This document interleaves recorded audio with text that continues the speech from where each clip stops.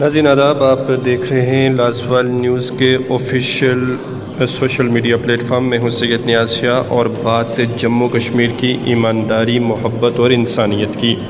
جی ہاں، سیاحتی مقام سون مرگ میں ایک مقامی شخص نے غیر ملکی سیاح کا کھویا ہوا فون اسے واپس کیا۔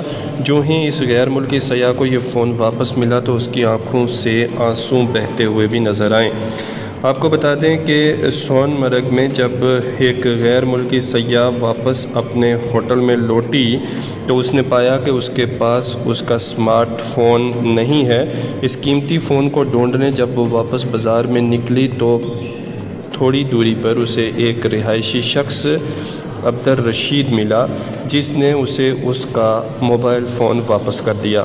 جو ہی اس لڑکی نے دیکھا، جو ایک غیر ملکی سیاح تھی، کہ یہاں پر کتنے ایماندار، صاف دل اور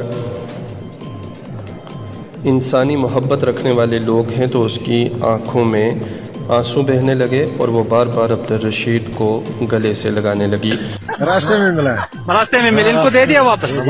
چلو ٹھیک، تھینک یو۔ وہیں جموں کشمیر میں ہونے والی بھاری برف باری کی وجہ سے سون مرگ کے ہنگ علاقہ میں ایک برفانی تودہ گر آیا ہے، جس کی وجہ سے نالہ سندھ میں پانی کا رخ سری نگر لے شاہراہ کی طرف ہو گیا ہے، اور یہ پانی سڑک پر بہہ رہا ہے، جس کی وجہ سے سڑک پر آمد و رفت مکمل طور پر بند ہو چکی ہے۔